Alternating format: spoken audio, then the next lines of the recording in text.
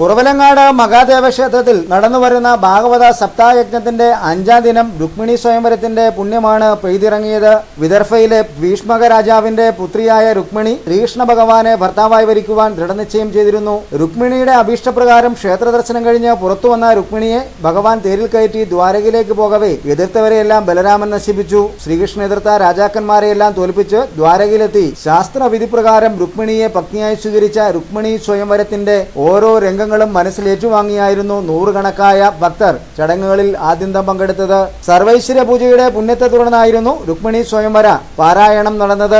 സർവൈശ്വര്യ പൂജയുടെ പുണ്യവും ഭക്തർക്ക് ഏറ്റുവാങ്ങുവാൻ കഴിഞ്ഞു. വഴിപാടുകളായി സ്വയംവര പുഷ്പാഞ്ജലിയും കദളിപ്പഴ നിവേദ്യവും പ്രധാന പുഷ്പങ്ങളായി മുല്ലമാലയും വെളുത്ത ശംഖപുഷ്പവും തുളസിയും സമർപ്പിച്ചാണ് ഭക്തർ അഭീഷ്ടസിദ്ധിക്കായി ഭഗവാന്റെ സന്നിധിയിൽ പ്രത്യേകം പ്രാർത്ഥിച്ചത്.